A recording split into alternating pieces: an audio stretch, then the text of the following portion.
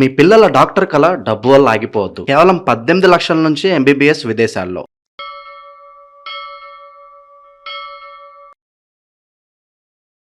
ప్రస్తుతం మనతో పాటు ప్రముఖ ఆధ్యాత్మికవేత్త, తంత్ర జ్యోతిష్యులు, జ్యోతిషరత్న, జ్యోతిష సామ్రాట్ డాక్టర్ చింత రుక్మాన్ గదరావు గారు మనతో ఉన్నారు. గురుగారితో మాట్లాడదాం. నమస్కారం గురుగారు. మాతృదేవోభవ, పితృదేవోభవ, ఆచార్య దేవోభవ. ఓం నమో మాందేశ్వరాయ నమః. అందరూ బాగుండాలి, అందరికి మంచి జరగాలి.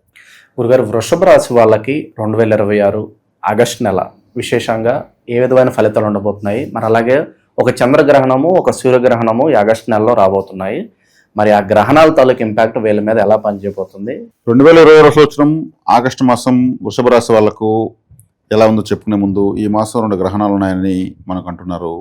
10వ రాశిలో అంటే దశమ స్థానంలో చంద్రగ్రహణము, చతుర్థ స్థానంలో రవిగ్రహణముగా ఇక్కడ తెలియజేస్తుంది. కానీ ఇక్కడ చంద్రగ్రహణం పాక్షికంగా కనిపిస్తుంది, సూర్యగ్రహణం పూర్తిగా భారతదేశంలో కనిపించదు. కాబట్టి ఇతర దేశాలు, విదేశాల్లో ఉన్నటువంటి వృషభ రాశి వాళ్ళకు సూర్యగ్రహణ ప్రభావం ఉంటుంది. వాళ్ళు ఖచ్చితంగా జపతప దానాలు అవన్నీ చూసుకోవాలి. చంద్రగ్రహణ ప్రభావం కూడా విదేశాలు ఇద్దరు 2 ఉంటాయి. ఇక్కడ పాక్షికంగా కనిపిస్తుంటే బయట ఎక్కువ కనిపిస్తుంది అర్థము, పూర్తిగా కనిపిస్తుంది.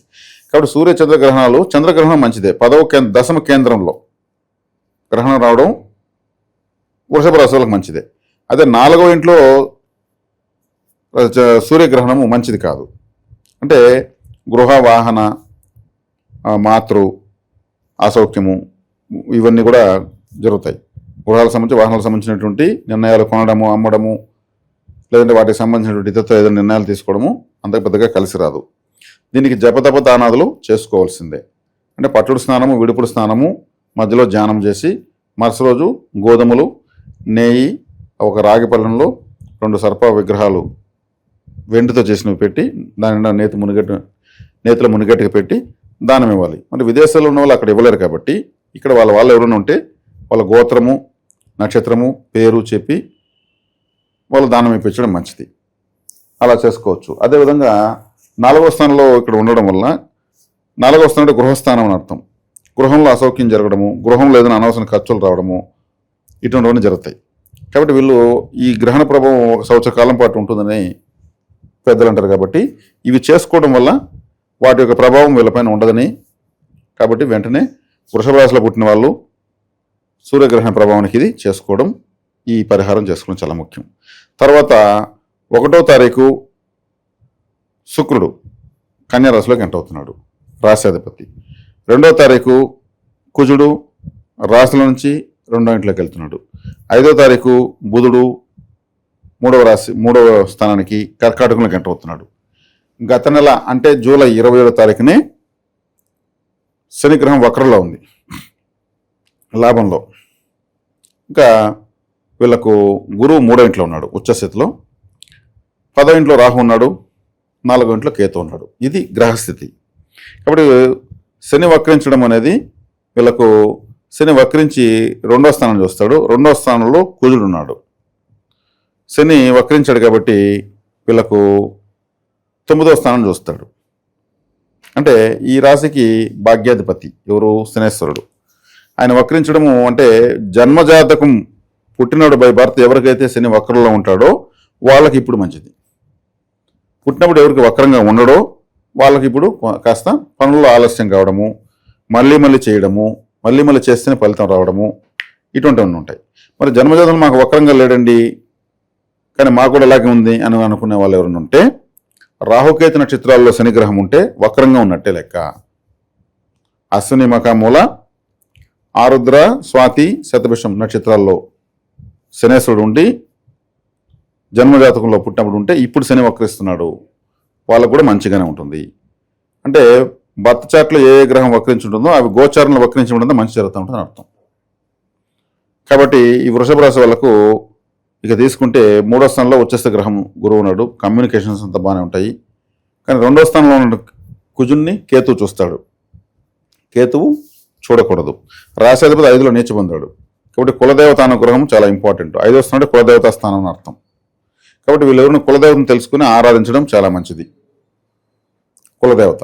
అదేవిధంగా కులదేవత తెలియదంటే సంగాలి కర్ర లేదా కులదేవత కర్ర అనేది ఉంటుంది, అది తెప్పించుకొని ఆరాధించుకోవచ్చు, అది సరిపోతుంది. అదేవిధంగా ఇక వృషభ రాశి వాళ్ళకు 10వ ఇంట్లో రాహు చాలా బాగా దిగ్బలాన్ని పొందినాడు. రాహు ఇప్పుడు నేను చెప్పినటువంటి ఈ వ్యతిరేక ఫలితాలన్నింటిని కూడా బ్యాలెన్స్ చేసేస్తాడు. కాబట్టి వృషభ రాశి వాళ్ళకు రాహుగ్రహం వల్ల చక్కగా ఉంది. అదే ద్వితీయాధిపతి తృతీయంలో ఉన్నాడు. ఎవరు? బుధుడు. బుధుడు అంటే ఒక విధంగా జాలీ ప్లానెట్ అని చెప్పొచ్చు. ఎప్పుడు సరదాగా జాలీగా ఉండాలి, ఎన్నున్నా అనేటువంటి మనస్తత్వం ఎవరికైనా ఉందంటే మూడో ఇంట్లో బుధుడు ఉండడము, మిథునంలో బుధుడు ఉండడం ఉన్నటువంటి వాళ్ళకంతా ఉంటుంది. కాబట్టి వీళ్ళకు చిన్న చిన్న ప్రయాణాల వల్ల జాలీగా సరదాగా ఉంటారు. గురువుతో కూడా కలిశాడు కాబట్టి ధనపరమైనటువంటి విషయాల్లో కూడా కొంచెం సపోర్టింగ్గా ఉంటుంది.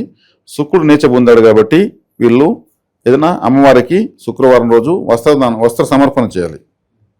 పార్వతీదేవికి కానీ లక్ష్మీదేవికి కానీ ఏదైనా అమ్మవారికి వస్త్ర సమర్పణ చేయడం వల్ల చాలా బాగుంటుంది.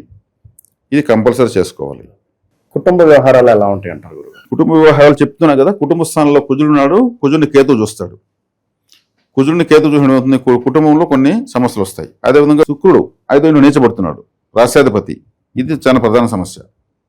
కాబట్టి అందుకే అమ్మవారికి వస్త్రాలు సమర్పించడం వల్ల అందులో కన్యా రాశిలో ఉన్నాడు కాబట్టి కన్యకా పరమేశ్వరి, వాసవి కన్యకా పరమేశ్వరి, బాలా త్రిపుర సుందరి, లక్ష్మీదేవి ఇటువంటి వాళ్ళకు వస్త్ర సమర్పణ చేయడం వల్ల శుక్రదోషం పోతుంది.